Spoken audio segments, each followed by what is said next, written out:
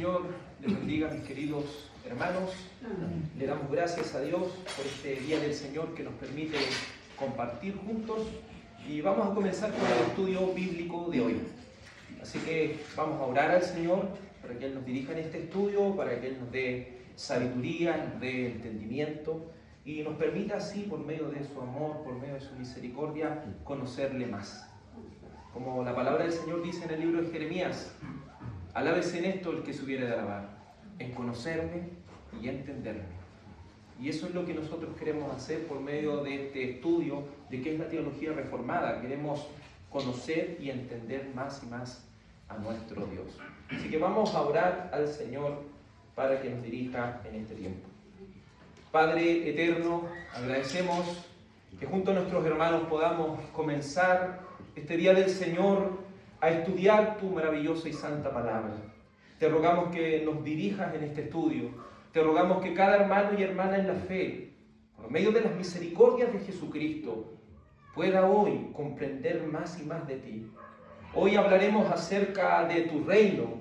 Hablaremos, Señor, de este maravilloso reino de Dios, el cual a través de los pactos podemos conocerlo más y más.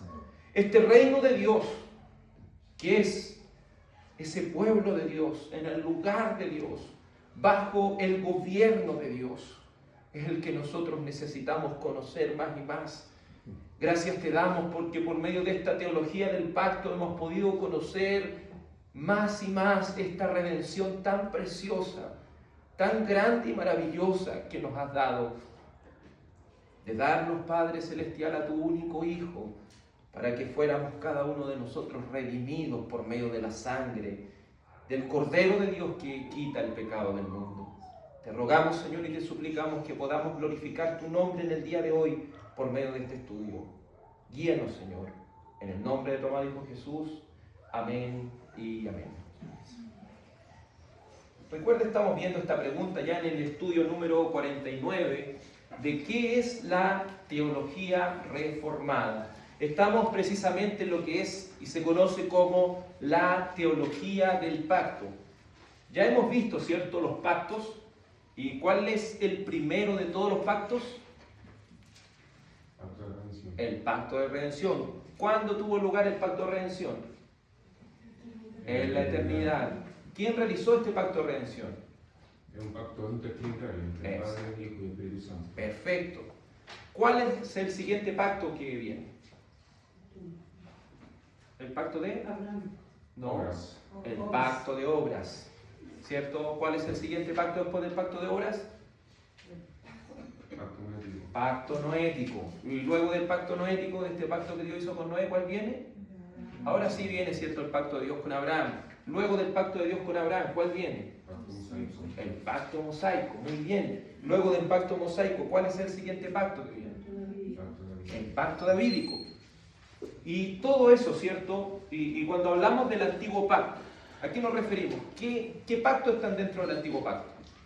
Pacto abrahámico, el pacto mosaico y el pacto davídico. Exacto, eso es lo que nosotros denominamos antiguo pacto. El antiguo pacto comienza con Abraham y termina, ¿cierto?, de completarse todo este pacto con David.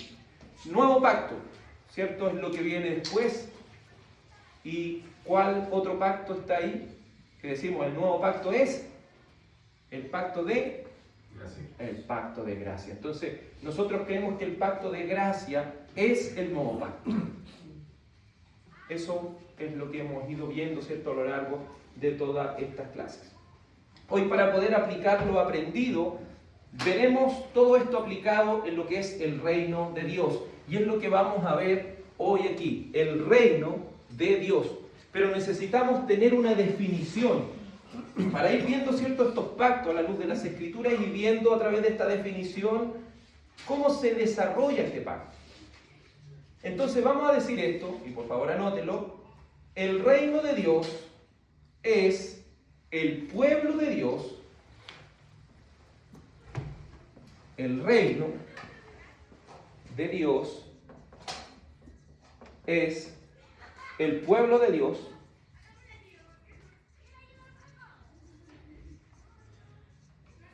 en el lugar de Dios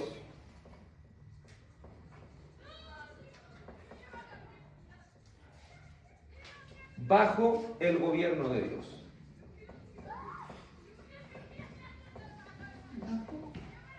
El gobierno de Dios. Entonces, cuando nos preguntemos qué es el reino de Dios es el pueblo de Dios en el lugar de Dios, bajo el gobierno de Dios. Entonces nosotros podríamos incluso entender los pactos, pero si no entendemos el reino, de verdad que vamos a quedar en el aire. Por eso, amados hermanos, ¿qué es lo que es entonces el reino? Es el pueblo de Dios en el lugar de Dios, bajo el gobierno de Dios. Si nosotros vamos, ¿cierto?, al pacto de obras, ¿dónde está el pacto de obras?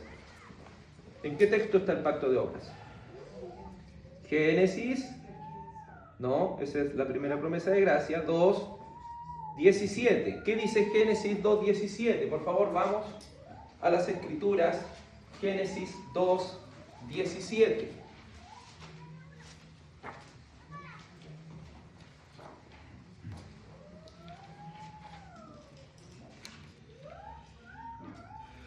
Génesis 2:17. Pero del árbol del huerto podrás comer. Dice, pero del árbol del conocimiento del bien y del mal no comerás, porque el día que comas ciertamente morirás. Entonces ahí lo que tenemos nosotros un pacto. ¿Por qué tenemos un pacto ahí? Porque hay sanciones. ¿Cuál es la sanción? Que ellos van a morir. ¿Cuál vendría a ser la bendición del pacto? Que obviamente que si ellos no comen, ellos no mueren. Pero ahora, entendiendo esto, ¿cierto? Que eso ya lo vimos con respecto a lo que es el pacto de obras. Ahora nosotros vamos a hacer nuestras preguntas de acuerdo a Génesis 2. En Génesis 2, ¿cuál es el pueblo de Dios?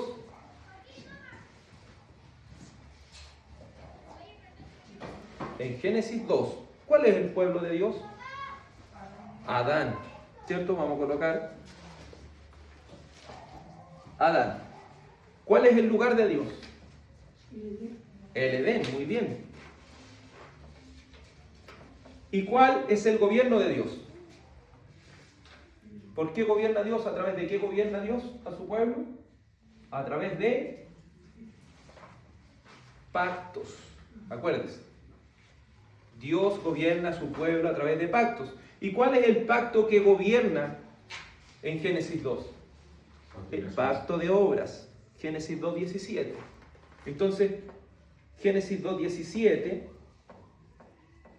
es cómo Dios gobierna. ¿Por qué decimos esto? Dios a Adán, como cabeza federal, el representante del pacto, le dio Dios, ¿qué cosa? Edén. ¿Se fija? Cuando usted lee Génesis 2 se da cuenta que ahí el Señor le dijo que labrara, ¿cierto?, ese huerto, que le pusiera nombre a los animales. Pero le puso después en este pacto de obra una condición. Pero el día que tú comas de este árbol, ¿qué te va a pasar? Va a morir. Recordamos que hace muchos años esa palabra morir, ¿qué es lo que significa? Separación. Por eso, ¿qué es una de las cosas que le pasa a Adán después que él come de ese fruto? Se separa, ¿cierto? Y aparte de eso, ¿de dónde es echado él? Es echado de Edén. Existe una separación. Luego ellos viven lo que es la muerte espiritual. Viven después más adelante lo que es la muerte física. Entonces, a todo esto, nosotros le llamamos el reino creacional o el reino de la creación. Entonces, ¿qué es el reino de Dios? El pueblo de Dios, en el lugar de Dios, bajo el gobierno de Dios. En este Génesis 2 nosotros encontramos que el pueblo de Dios es Adán, porque él es el representante de toda la humanidad. El lugar en el cual está, en el lugar de Dios, ¿cierto?, es Edén. ¿Y bajo qué pacto él gobierna? Bajo el pacto de obras. A todo esto nosotros le llamamos el reino de la creación. ¿Por qué? Porque lo que Adán haga, lo que haga esta cabeza federal, este representante del pacto, va a afectar solo a él. ¿Va a afectar solamente a su familia? Va a afectar a toda la humanidad. Por eso decimos, si Adán come del fruto, transgrede el gobierno de Dios, va a ser echado ¿de dónde? Del lugar de Dios y va a recibir las sanciones del pacto. ¿Y cuál es la sanción del pacto? Es la muerte. Y por eso después cuando va a Romanos, ¿qué dice? La muerte vino a todos los hombres, por cuanto todos pecaron. Y si todos pecaron, todos están destituidos de la gloria de Dios. Pero usted se pregunta, ¿y quién fue el que pecó? Adán. Por lo cual Adán es el representante de toda la humanidad en el pacto, y por eso nosotros hablamos del reino de la creación. El pacto de obras pertenece al reino de la creación. Es decir, una persona, sea creyente o no creyente, un niño nazca en una familia de creyentes o nazca en una familia de no creyentes, ese niño va a venir con la transgresión de Adán en sí mismo. A eso nosotros le llamamos pecado original.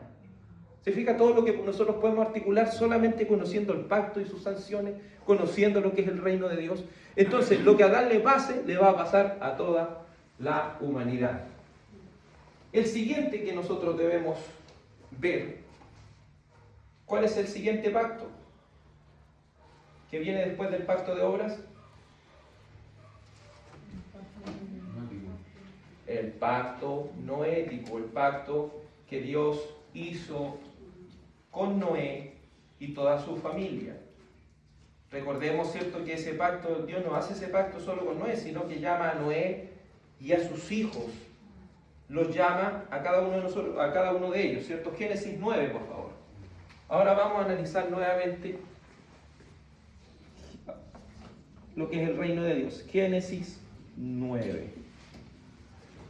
¿Cuál es el pueblo de Dios en Génesis 9? Recuerde que veamos Génesis 9 cuando toda la humanidad, a diferencia, ¿cierto?, de lo que es Noé y sus hijos y las esposas de sus hijos y obviamente la esposa de él, todos habían muerto.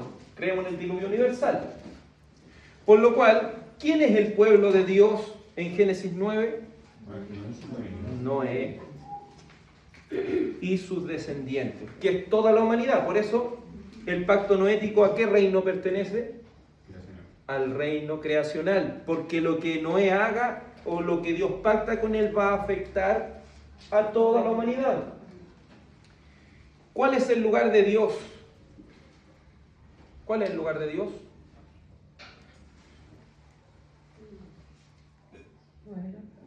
¿Ah? No, porque ella había salido del arca.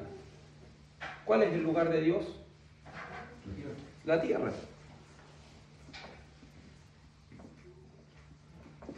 ¿Y cuál es el gobierno de Dios? El pacto noético o noémico, ¿cierto? De Génesis 9. ¿Cierto? Hemos estudiado el pacto noético y cuál fue el propósito del pacto noético. Poderle dar seguridad a la promesa de Génesis 3.15. Porque ¿dónde Dios promete el Evangelio? En Génesis 3.15. Ahí está lo que nosotros conocemos como el protoevangelio, lo que Adán debía conocer y todos los que vinieran después de él debían conocer para y creer, ¿cierto? Para ser salvos. Ese es el evangelio que ellos tenían. Pero aquí nos damos cuenta de una cosa, ¿cierto? Cuando vamos a Génesis 6, nosotros nos damos cuenta que la maldad de los hombres empieza a multiplicarse y Dios, ¿qué hace? Toma la determinación de raer al hombre, excepto a Noé. ¿Y qué halló Noé delante de Dios? Noé halló gracia delante de los ojos de Dios. Es decir, Noé fue rescatado por gracia de Dios. ¿Y por qué fue rescatado por gracia de Dios? Porque él ya había hecho la promesa de Génesis 3.15. Y para poder cumplir la promesa de Génesis 3.15 de traer al Salvador, ¿qué es lo que tenía que hacer? Preservar a la humanidad. Entonces nosotros hablamos que el pacto noémico o noético es un pacto de preservación. ¿Y a quién preserva? A la humanidad. Por eso hablamos de reino de la creación. Y le hacemos las preguntas cuando leemos Génesis 9, le hacemos las preguntas a ese texto. ¿El pacto noético asegura que Dios no va a destruir la tierra por medio de agua? Sí. ¿Y qué es lo que dejó Dios como señal? El arco iris. Y lo vimos la vez pasada, ¿cierto? El arco, ese es el arco de Dios. ¿Hacia dónde está apuntando? Hacia el cielo. Es decir, si yo no cumplo, ¿qué está diciendo Dios al poner su arco mirándose al cielo? ¿Qué está diciendo? Si yo no cumplo, que caiga el juicio sobre mí. Es decir, las sanciones sobre quién caen, sobre Dios. La humanidad se sigue corrompiendo, pero Dios no va a destruir a toda la humanidad por amor a la promesa de Génesis 3.15. Entonces, nosotros vemos este gobierno de Dios bajo Génesis 9, Dentro de eso nosotros vemos que si una persona mata a otra, ¿qué le debe pasar a esa persona? Debe recibir el castigo cierto de la muerte, porque el hombre fue creado, ¿qué imagen? A la imagen de Dios. Por eso nosotros vemos que en las culturas antiguas e incluso hoy en día existe lo que es la pena de muerte. ¿Quién instauró eso? Fue Dios mismo. Fue Dios mismo quien instauró eso. ¿Y dónde lo instauró? En Génesis 3:15. ¿Para qué reino? Para el reino de la creación.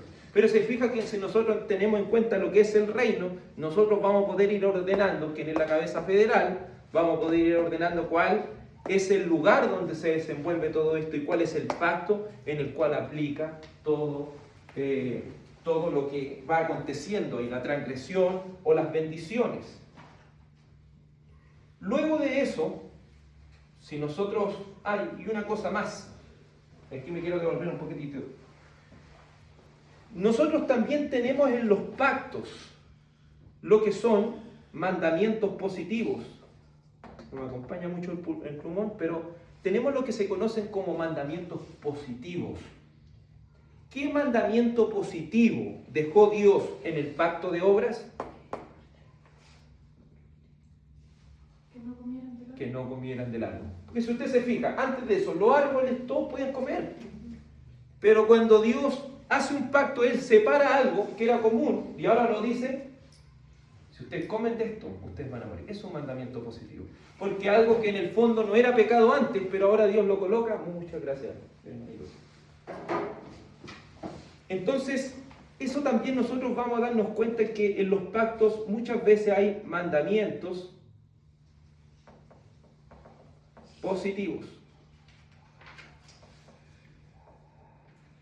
Tenemos los mandamientos que son morales, los 10 mandamientos, y tenemos los mandamientos positivos, cosas que Dios aparta como señal dentro de lo que es un pacto.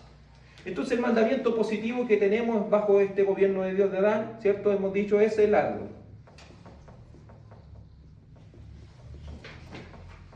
Entonces ahora nosotros vamos a seguir con esto y vamos a ir al siguiente reino.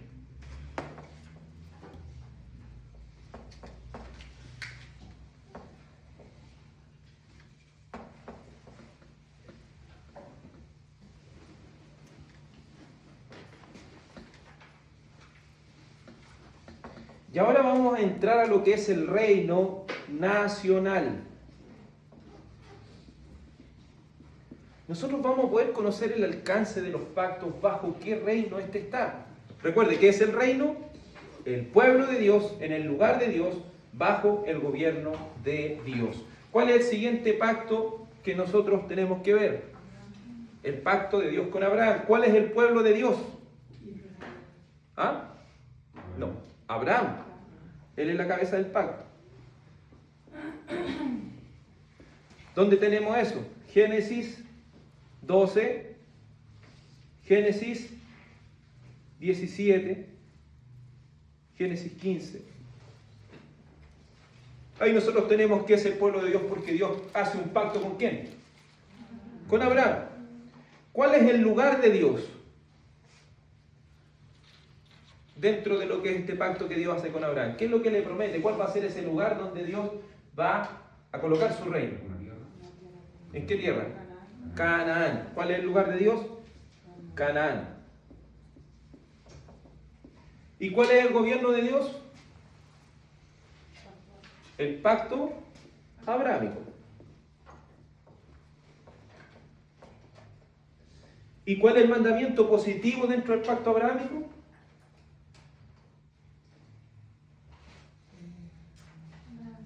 La circuncisión.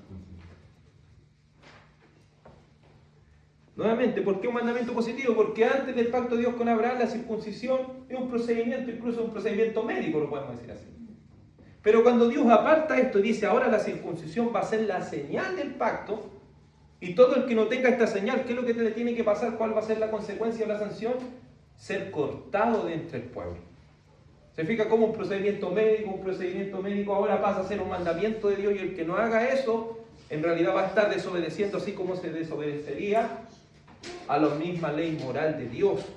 Entonces así nosotros también vamos viendo cómo los pactos y el pacto se va moviendo dentro de todo esto. Y ahí es donde nosotros vemos por qué es un reino nacional. Porque de Abraham, ¿qué pueblo iba a salir? El pueblo de Israel. Entonces, y así para que nosotros vayamos refrescando nuestra memoria y entendiendo los pactos. ¿La circuncisión es el bautismo? ¿O es sinónimo del bautismo? No, ¿por qué? Porque es un mandamiento positivo para el pueblo, para el Israel nacional en el antiguo pacto. ¿Se fijan? Entonces, por eso para nosotros como bautistas, la circuncisión no es igual al bautismo. ¿Por qué? Porque la circuncisión es un mandamiento positivo para el reino nacional. Para el reino nacional. Es importante porque el reino que se esté viviendo, o el reino en la época que esté, es lo que va a definir muchas veces, o lo que va a delimitar al pueblo, de dónde ellos deben moverse. Por ejemplo, vamos al siguiente, que es el pacto mosaico. Pacto mosaico, ¿es cierto? Ahí tenemos Éxodo, Levítico, Número, Deuteronomio. Entonces ahí tenemos el pacto mosaico. ¿Cuál es el pueblo de Dios en el pacto mosaico? Israel. ¿Cuál es el lugar de Dios? ¿Cuál es el lugar de Dios? Canaán. ¿Y cuál es el gobierno de Dios ahí? Es, ¿cierto?, ese pacto mosaico, donde hay un mandamiento positivo que se sigue preservando. ¿Y cuál es? La circuncisión. Porque la circuncisión sigue lo que es el pacto mosaico. Tenemos, ¿cierto?, la circuncisión, pero estar circuncidados, como dice después el Nuevo Testamento, ¿qué representa? El que se circuncida tiene que guardar, ¿qué cosa? Toda la ley.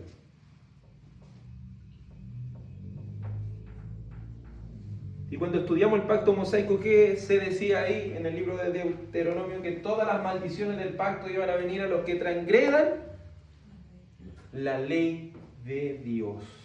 La ley de Dios. Pero esto sigue aplicando, por ejemplo, dentro de la ley. Cuando hablamos de la ley estamos hablando de todo el conjunto. ¿Cuáles son las tres divisiones de la ley? Y moral. Ahí están las tres divisiones de la ley. Entonces, los sacrificios son parte de la ley moral, ¿cierto? Hasta ahí entendemos eso. ¿Nosotros podemos hacer sacrificios hoy? ¿Por qué? Porque eso pertenece al reino nacional. Eso pertenece a Israel. ¿Es importante que nosotros construyamos un templo y todas estas cosas? No, porque eso pertenece al reino nacional.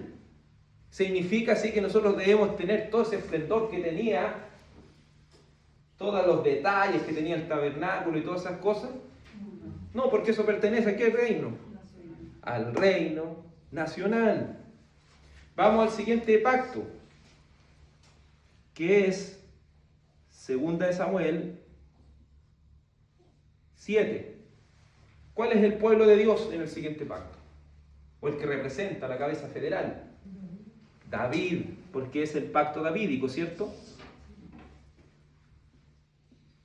David. ¿Cuál es el lugar de Dios? ¿Cuál es el lugar de Dios? Canaán nuevamente. Todo lo que es el pueblo. ¿Y cuál es el gobierno de Dios ahí? El pacto davídico. ¿Y qué nos decía el pacto davídico? Si el rey cumple, si el rey obedece, ¿qué va a pasar con el pueblo? Va a haber bendiciones del pacto. Y si el rey desobedece, van a haber maldiciones. Entonces, ¿cierto? Eso es importante porque después cuando nosotros leemos las crónicas, leemos los reyes, ¿qué vamos a leer ahí? Y se levantó el rey tanto e hizo lo malo ante los ojos del Señor. Y después usted se va dando cuenta que cuando ese rey hace lo malo delante de los ojos del Señor, trae consecuencia ¿a quién? A todo el reino, a todo el reino nacional. A todo el reino nacional. Entonces era importante porque pasa a ser David y su descendencia pasa a ser un tipo de cabeza federal de lo que nosotros conocemos como el Antiguo Pacto o Antiguo Testamento. Pasa a ser una cabeza federal porque lo que acontezca con ese rey va a traer consecuencias ¿para quién? Para todo el pueblo. ¿Dónde tiene su fundamento el pacto davídico? En el pacto con Abraham y en el pacto mosaico. ¿Por qué? Porque aún el pacto abrahámico, ¿qué es lo que prometía? Reyes. ¿Se acuerdan lo que el Señor le dice tanto a Abraham como a Sara? Que de ti saldrán reyes. Después nosotros tenemos, ¿cierto? Por ahí por Génesis 49, tenemos a Jacob diciéndole las bendiciones a cada uno de sus hijos. Llega Judá, ¿y qué le dice a Judá? El cetro no se va a apartar de ti. ¿Y qué le está diciendo? Que ese rey que le había prometido a Abraham, ¿de dónde debía venir? De la tribu de Judá. Luego nosotros vamos al pacto mosaico. ¿Qué dice el pacto mosaico? Este rey debe transcribir todo lo que son los mandamientos del Señor, debe hacer una copia de la ley, no debe comprar muchos caballos, no debe hacerse de mucha riqueza y todas estas cosas, no debe irse tras las mujeres, no debe tener muchas esposas. Entonces nosotros vamos viendo todo eso en el pacto mosaico y después nosotros leemos, por ejemplo, a Salomón. ¿Y qué dice de Salomón? Y Salomón tuvo muchos caballos, tuvo muchas mujeres que desviaron su corazón. ¿Qué está queriendo decir ahí? Quebrantó el pacto mosaico. ¿Y quién es la cabeza de ese pacto? El descendiente de David. Y si el descendiente de David peca, eso trae consecuencias para todo. Pero ¿qué nos está queriendo decir el antiguo pacto? Que alguien como David, que iba a cumplir esa ley, que iba a ser hijo de Abraham, es el que iba a traer las bendiciones de quién. Porque ¿qué es lo que prometía en última instancia el pacto abrahámico? En ti serán benditas todas las familias de la tierra. En ti serán benditas todas las familias de la tierra. Entonces, todo este pacto, ¿a quién apuntaba? A un mejor David, a un mejor Salomón, a un mejor Israel, a un mejor Isaac. ¿Quién es? Jesucristo, nuestro Señor. Entonces se fija cómo los pactos, ¿qué es lo que van haciendo? Van mostrándonos a quién. A Jesucristo. ¿Desde dónde nos muestran a Cristo? Desde Génesis 3:15 y luego a través de pactos, que vendría a ser el pacto noético, el pacto abrahámico, el pacto mosaico y el pacto davídico. Ellos progresivamente, y esa es la palabra que debemos utilizar, progresivamente. ¿A quién revelan? Revelan a Cristo. Entonces, venido Cristo, las sombras del Antiguo Testamento pasan a un lado. Por eso cuando nosotros leemos el libro de los Hebreos, ¿qué dice el libro de los Hebreos? Que esa sangre de toro y machos cabríos eran solamente la sombra de ¿quién? La sombra de aquel que había de venir. ¿Y ese que había de venir quién es? Cristo. Entonces, con todo esto que hemos entendido a lo largo de lo que son los pactos, ¿podemos traer algo del Israel nacional a nosotros? No. Porque Cristo, ¿qué reino trajo? El reino espiritual. El reino espiritual. Y dentro de lo que es el reino espiritual, ¿qué pactos podemos encontrar? ¿Qué pacto está? El pacto de gracia, el pacto de redención, el nuevo pacto. Entonces, a diferencia de nuestros hermanos presbiterianos, el pacto de gracia, ¿dónde está presente completamente? ¿Cierto? El pacto de gracia está en la cruz. ¿Por qué? ¿Qué dice el Señor Jesucristo? Esta es la sangre del nuevo pacto. Eso es lo que dice, ¿cierto? Él en la cena del Señor. Y aquí donde el pacto de gracia está en su esplendor. ¿Y aquí en qué forma está el pacto de gracia? En forma de promesa. Entonces, ¿cómo eran salvas las personas del Antiguo Testamento? Por la fe en la promesa. ¿Y cómo es las personas salvas ahora en el Nuevo Testamento? ¿Por la fe en qué? Por la fe en Jesucristo, por la fe en el pacto. En el pacto de gracia, que es el nuevo pacto. Entonces, ¿cierto? Esa vendría a ser la respuesta a todo lo que va apuntando nuestra teología del pacto. Voy a borrar para que podamos seguir analizando todo esto.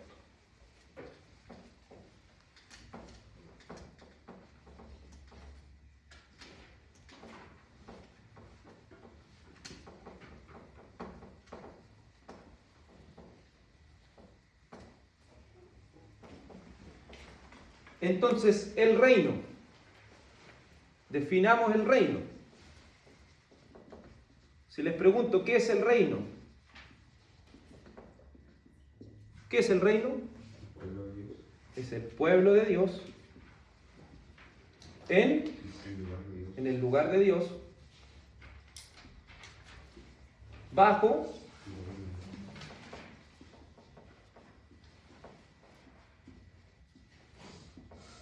gobierno de Dios. Entonces, ¿cierto? Ahora vamos a analizar lo que es este reino espiritual. Y tenemos aquí, ¿cierto?, el pacto de gracia, que es el nuevo pacto.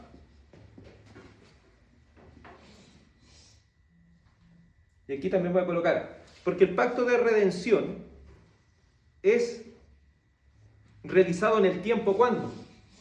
En el nuevo pacto, ¿cierto? Porque el pacto de redención es la promesa, es lo que el acuerdo que hizo el Padre, el Hijo y el Espíritu Santo. ¿Y cuándo ese acuerdo se llevó a cabo? En el nuevo pacto. Por eso decimos, el pacto de redención es igual al pacto de gracia, es igual al nuevo pacto. Entonces aquí estamos hablando de un solo pacto. ¿Cuál es el pueblo de Dios en el nuevo pacto? Creyentes. ¿Y quiénes serían esos creyentes? Sí, pero es Israel y la iglesia. Que es Israel y los gentiles, perdón.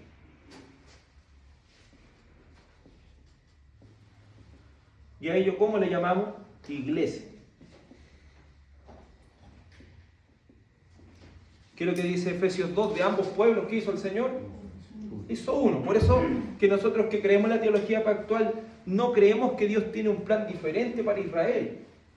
¿Qué es lo que creemos nosotros? Que la iglesia está compuesta solo por creyentes y que Israel y los gentiles son un solo pueblo, llamado la iglesia. Entonces nosotros decimos, ¿cuántos pueblos de Dios existen?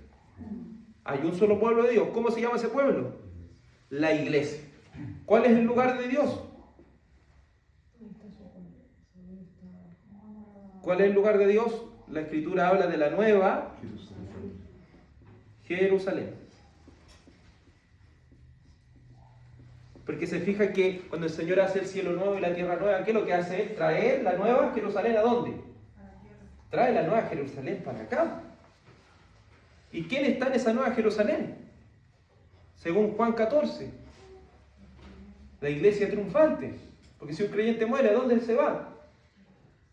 Se va a la presencia del Señor mientras espera la resurrección. Y una vez que traiga la resurrección y todo eso, ¿cierto? El Señor va a venir a morar aquí. Porque nosotros no pensamos que el cielo es el estado final del creyente. El cielo es el estado intermedio. ¿Cuál es el estado final? Cuando estemos aquí con el Señor en este cielo nuevo y una tierra nueva. No significa que el Señor va a destruir este cielo y esta tierra, lo va a renovar. Es lo mismo cuando hablamos de nacer de nuevo. No es que el Señor nos destruya, sino que Él nos permite, ¿cierto?, experimentar un nuevo nacimiento. Entonces el lugar de Dios es la Nueva Jerusalén y bajo el gobierno de Dios. ¿Cuál es el gobierno de Dios? El nuevo pacto. ¿Cuál es el mandamiento positivo del nuevo pacto? ¿Cuáles son los mandamientos positivos del nuevo pacto? Recuerden, tenemos en el antiguo pacto el árbol del conocimiento del bien y el mal. Después es necesario que hayan aparecido más árboles, no, porque después viene otro pacto con otra señal, el pacto abrámico en la circuncisión. Una vez que pasa el reino nacional, la circuncisión ya pasó. Ahora estamos en el reino espiritual. ¿Cuál es el mandamiento positivo? La cena del Señor y el bautismo. Y estos son, ¿cierto?, los sacramentos o las ordenanzas. Entonces, estos son los mandamientos positivos. Ya que conocemos la teología del pacto, nosotros debemos andar buscando el bautismo en el reino creacional y el bautismo en el reino nacional. No. ¿Por qué? Porque este es un mandamiento positivo del nuevo pacto.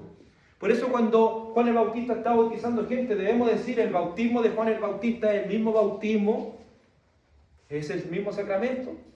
No, es totalmente diferente porque eso es un bautismo proselitista del antiguo pacto. No tiene nada que ver con el bautismo de Jesús. Por eso el apóstol Pablo después cuando se encuentra con unos, si no mal no recuerdo, con unos creyentes de Éfeso, ellos le dicen, ¿y ustedes, cierto, en qué momento se bautizaron? Con Juan. Entonces, ¿qué hace? ¿Cierto? El apóstol obviamente los vuelve a bautizar. ¿Pero por qué? Porque ellos estaban bajo el bautismo de Juan, que es algo asociado ¿a qué pacto? Al antiguo pacto, el Israel nacional. Pero ahora ellos debían estar bajo ese mandamiento positivo que es el bautismo en el nombre del Padre, del Hijo y del Espíritu Santo. También tenemos la Cena del Señor. ¿Debemos andar buscando la Cena del Señor en la Pascua judía, por ejemplo? ¿Debemos ir que es la Pascua es la Cena del Señor? No, eso es parte del antiguo pacto. La Cena del Señor.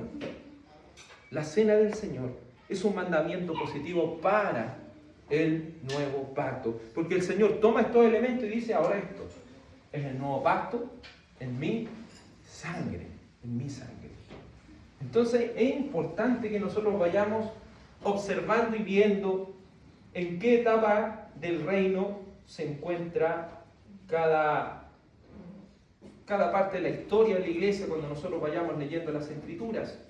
Entonces, como haciendo un recuento, en el pacto de gracia, ¿cuál es el pueblo de Dios? ¿Cuál es el pueblo de Dios en el pacto de gracia? La iglesia. ¿Y por quién está compuesta la iglesia? Por judíos y gentiles, según Efesios 2:14. ¿Cuál es el lugar de Dios? La Nueva Jerusalén, Apocalipsis 21:1. ¿Cuál es el gobierno de Dios? El nuevo pacto. El nuevo pacto. ¿Y dónde podemos encontrar el nuevo pacto? En Jeremías 31 al 34, en Hebreos 8. Y el mandamiento positivo, ¿cierto?, es el bautismo y la cena del Señor. ¿Dónde podemos encontrar el bautismo? Mateo 28, 19. ¿Y dónde podemos encontrar nosotros lo que es la cena del Señor? En 1 Corintios, capítulo 11, versículo 23 en adelante. Entonces los pactos definen el reino, y escúcheme bien, el pacto define el reino o etapa en la cual se encuentra el pueblo de Dios. Y a su vez cada pacto avanza a través de la etapa del reino. Entonces, el reino de Dios en la creación es administrado. Por ejemplo, el pacto de obra y el pacto noético es administrado por el reino de la creación. Eso administra eso. En lo que es el reino nacional, lo que administra el pacto abrahámico, mosaico y davídico, obviamente, cierto, es este reino nacional. Y en el espiritual, el pacto de redención, nuevo pacto y pacto de gracia, es administrado por este mismo reino espiritual. Entonces ahora vamos a ver en qué etapa de este reino estamos nosotros hoy. ¿Cierto? Estamos todavía dentro de lo que es el reino espiritual. Pero si usted se fija, el reino espiritual tiene también sus etapas.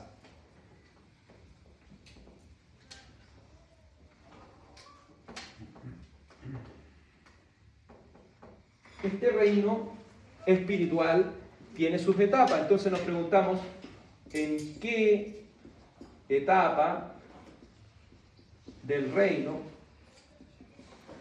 espiritual nos encontramos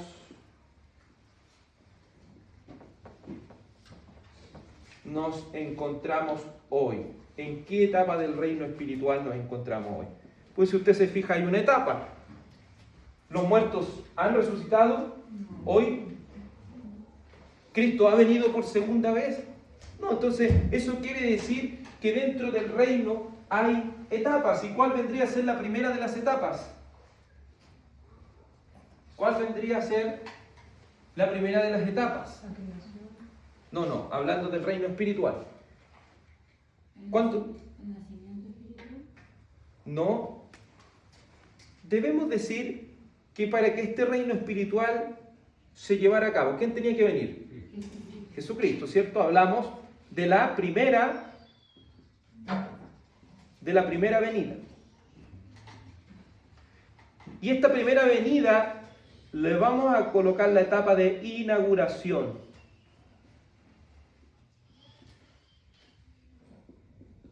Es decir, Jesucristo nuestro Señor viene, muere por nosotros y ¿qué es lo que hace? Él inaugura ¿qué reino?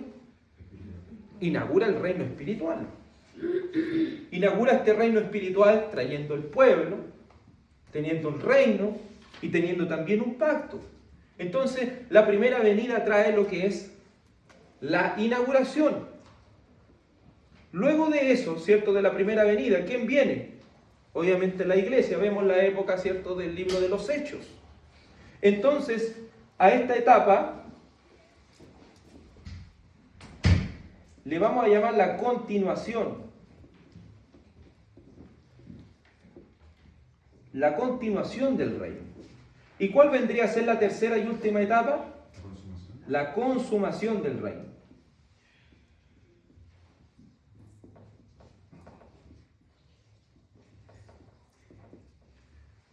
Entonces, conociendo estas tres etapas, nosotros podemos ir viendo en cuál estamos nosotros. Con la inauguración, el Señor Jesucristo, ¿cierto? Obviamente trajo su muerte y con ello trajo la justificación. En la época de consumación, es lo que el apóstol Pablo, ¿cierto?, podía decir en la primera de Corintios, que nosotros somos como esos embajadores que le estamos diciendo a las personas, reconcíliense con Dios. ¿Qué dijo el Señor Jesucristo luego de inaugurar su reino? Por ejemplo, en Mateo 28. Toda autoridad me es dada ¿dónde? Tanto en el cielo como en la tierra. Por tanto, ir, continuación, y hacer discípulos a todas las naciones. Entonces, este reino de continuación es ir y hacer discípulos. Entonces, nos preguntamos esto. Cuando Cristo en su primera venida inauguró el reino, Él está reinando, ¿no? Él está reinando hoy. ¿Cierto? Le decimos con toda propiedad, desde que Él dijo, toda autoridad me es dada tanto en el cielo como en la tierra. ¿El qué está diciendo? Estoy reinando. Jesucristo está reinando. Entonces, si nosotros vamos a Apocalipsis 20, por ejemplo, ¿podemos decir que va a venir un reino del milenio, literal? No, ¿por qué? Porque Cristo ya está reinando. Entonces, si el reino de Cristo comenzó en el año 1 y ahora vamos en el año 2026, eso quiere decir que los 1000 años no son literales, son simbólicos. ¿Y los 1000 años qué representan? No, porque son una fracción de tiempo, sino que los 1000 años representan el tiempo que hay de la continuación a la consumación. Es una fracción de tiempo que existe entre la continuación del reino con la consumación del reino. Por eso después dice, cuando se cumplan estos 1000 años, ¿quién va a ser soltado?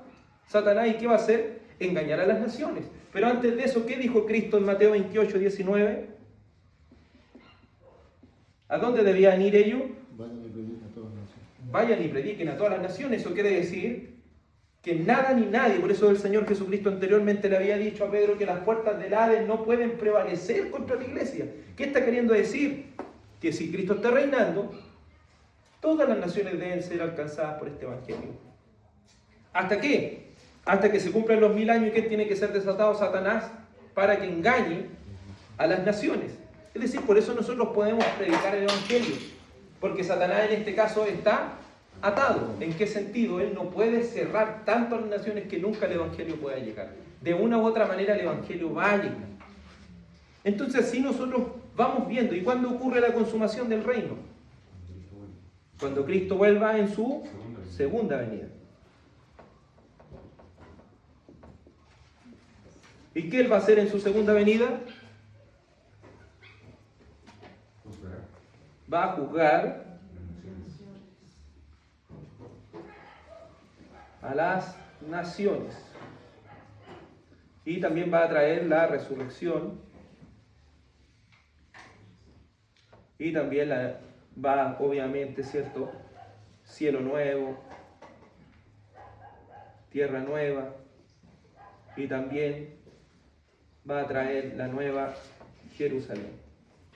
Entonces todo esto nosotros lo vemos, ¿cierto?, en el plan redentor de Dios, en lo que nosotros conocemos como el reino espiritual. Entonces, ¿en qué etapa estamos? Estamos en la etapa de continuación, en la cual debemos ir y hacer discípulos porque Cristo, ¿cierto?, tiene toda la autoridad. ¿Hasta cuándo? Hasta que se cumplen esos 1000 años y el Señor regrese por segunda vez. Por eso en la teología del pacto no da cabida a un rapto secreto. Porque el pueblo de Dios, ¿quién es? La iglesia. La iglesia está compuesta por judíos y gentiles. Entonces no hay cabida para que pudiese existir dos pueblos. Tampoco queda cabida a que pueda existir un rapto secreto porque el Señor regresa. ¿Hay dos? ¿Cuántas venidas del Señor hay? Solamente dos. La primera y la segunda venida. Entonces es así como la teología del pacto a nosotros nos va a ayudar tanto, ¿cierto?, a entender cosas tan básicas, ¿cierto?, como sería el Evangelio, hasta entender la escatología, hasta entender cuáles son los sacramentos, al entender cómo la vigencia de la ley moral aún está en nuestros días. Todo eso nos ayuda a entender en qué etapa del reino estamos. Entonces podemos decir que estamos en el reino espiritual, en la época de continuación del reino, esperando su consumación. Esto también nos permite reflexionar acerca de lo que es la cena del Señor. Porque la cena del Señor también nos mira y nos permite en este reino espiritual ver las cosas en retrospectiva. Por ejemplo, aquí tenemos la cena del Señor.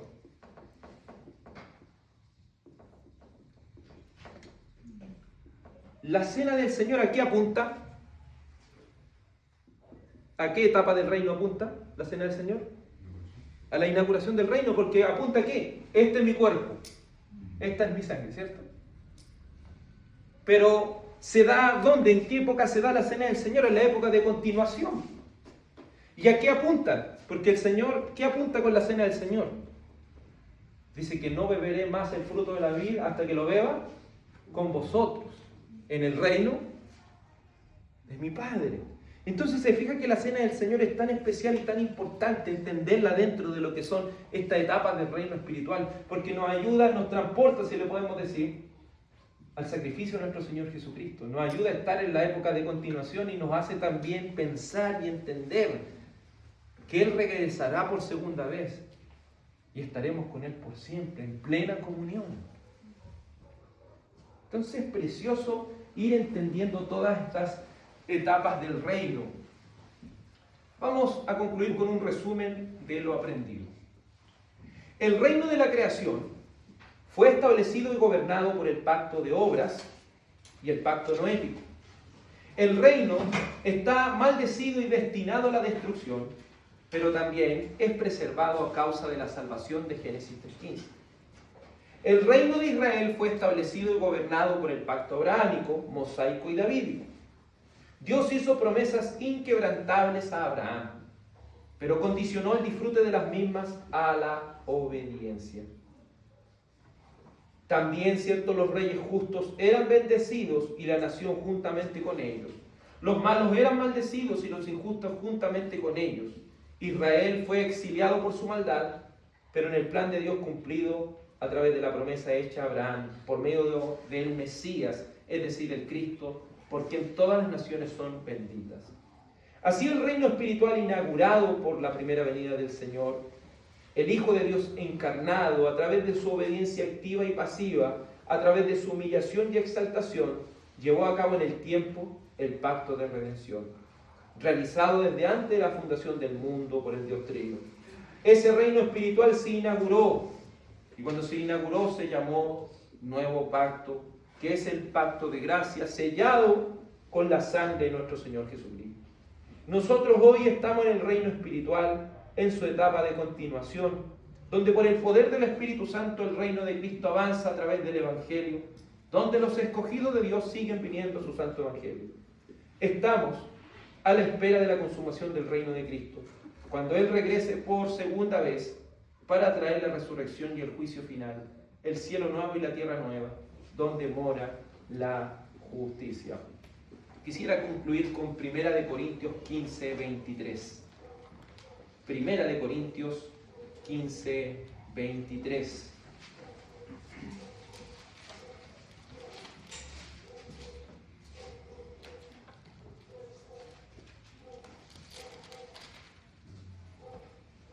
Primera de Corintios 15, 23 dice así: pero cada uno en su debido orden.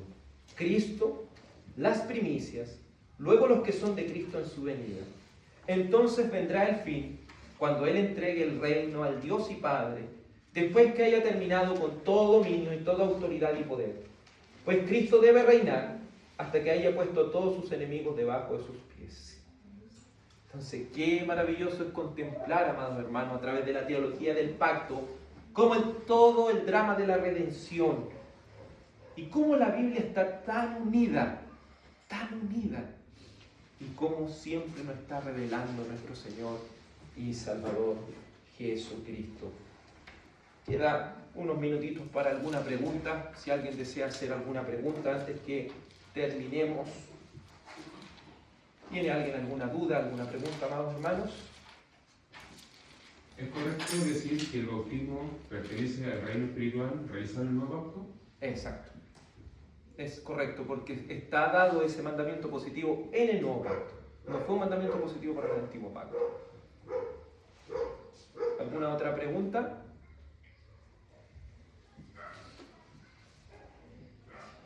¿Qué relación tiene ambos bautismo en agua? Con el bautismo antiguo que había por Juan el Bautista. Que el de Juan el Bautista, por ejemplo, cuando ahí lo dice los evangelios, dice que es para preparar a aquel que había de venir. En cambio, el bautismo de ahora es para declarar, para nosotros atestiguar de que el Señor ya hizo una obra en nosotros. Entonces uno era para preparar, para recibir al Mesías, y el bautismo del nuevo pacto es para decir: el Señor me lavó, me limpió, me llenó de su Espíritu Santo, me hizo una nueva criatura, he muerto con Cristo, he sido lavado por Cristo. Entonces son dos cosas diferentes. Una pregunta, esos 1000 años, ¿se puede decir que son el milenio? Sí, es que de eso estamos hablando, de Apocalipsis 20. Ya. Pero el milenio es esa fracción de tiempo desde la inauguración del reino hasta la consumación del reino. Entonces es bueno decir, estamos hoy en el milenio. Porque ¿quién está reinando? Jesucristo. ¿Quién está atado? Satanás. Por lo cual el Evangelio libremente puede ir a las naciones. Aunque hay naciones que se puedan, ¿cierto?, atrincherar, de una u otra forma el Evangelio llega. Pero ¿qué es lo que dice? Que al final de los 1000 años, es decir, al final de esta fracción de tiempo, que no es literal, sino que es figurativo, al final de esto, ¿cierto?, Satanás va a ser suelto y ahí el Señor va a venir por segunda vez y va a juzgar a todas las naciones. Otra pregunta, la segunda venida la podemos relacionar con lo que dice, estaba buscando acá, pero sé que está en el Apocalipsis, cuando dice que todo ojo le verá. Exacto. Exacto. Esa es la segunda venida. Esa es la segunda venida.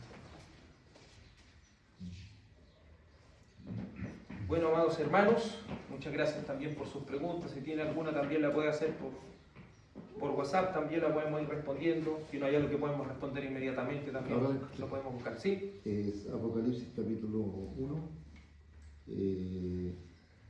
verso del 5 en adelante.